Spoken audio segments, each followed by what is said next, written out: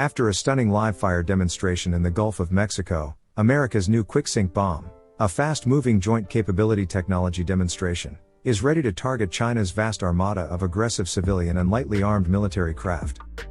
The Quicksink bomb fills a long-vacant niche.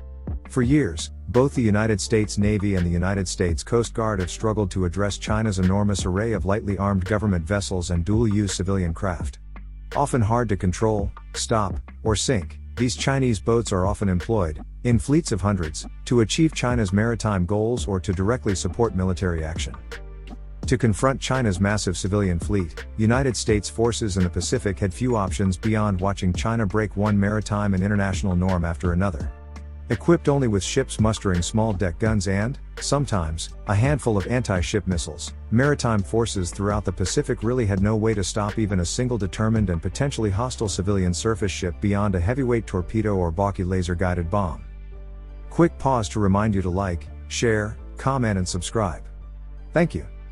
As it sits right now, Quicksink is a simple kinetic capability, where a low-cost Air Force Research Laboratory guidance kit is strapped onto a 2,000-pound Joint Direct Attack Munition, JDAM.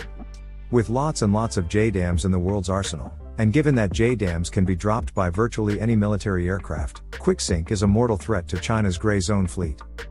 JDAMs come in all kinds of flavors, but, when attached to a 2,000 pounds JDAM, the Quicksink mimics the catastrophic effects of a heavyweight torpedo. A live demonstration, conducted in the Gulf of Mexico on April 28, ripped a large trawler-sized surrogate target apart, sending it to the bottom within 40 seconds.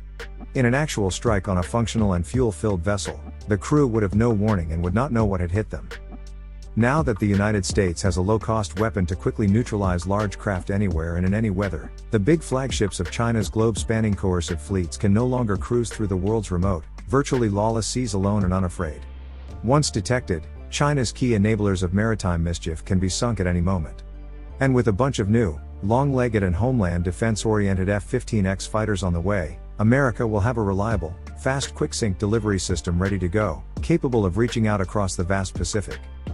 With Quicksink available for service, China's cadre of aggressive expansionists need to worry. The deep-sea logistical enablers of China's illegal fishing fleets, smuggling cadres, and sea-grabbing militias, are widely known and easily found. And those big support ships may, one day, just disappear without a trace, swallowed up in the vast, lonely sea, leaving their charges, often smaller, cheaper and less seaworthy, to their own devices. In a break from the United States military's appetite for new technology, Quicksink is a relatively simple, low-tech tool. It isn't for frontline use. Sophisticated, high-end warships have little to fear from the new guided bomb. If prepared, rival Navy ships can target the Quicksink carrying aircraft, and if they cannot shoot down the aircraft, their close-in self-defense systems can try to neutralize the bomb itself. Quick pause to remind you to like, share, comment and subscribe. Thank you. Instead of serving the needs of high-end warfare against a near-peer fleet, Quicksink is, at heart, an existential threat to China's massive investment in low-tech, coercion-focused ships. In the best of times, China's gray zone fleet, when massed, is hard to handle.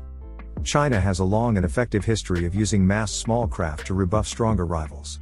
The communist regime employed massed small craft to project sovereignty as early as 1966, when 11 steel-hulled Chinese trawlers joined together to chase USS Pueblos, Ager II, sister ship, the surveillance-oriented USS Banner, Ager I, out of the East China Sea.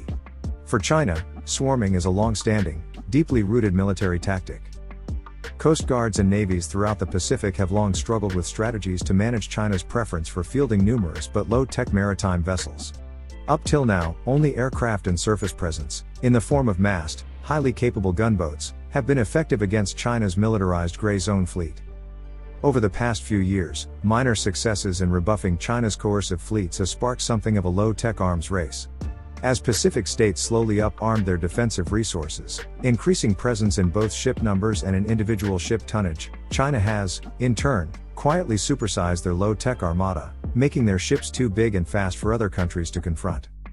While low-key, the growth of China's low-tech fleet has been dramatic. China's Coast Guard cutter fleet is expanding in number and size, and now boasts over 130 ships of over 1,000 tons. Today, the largest Chinese cutters are able to shoulder aside anything short of an Arleigh Burke destroyer. And while still lightly armed, China's Coast Guard fleet has gotten better basic weapons as well.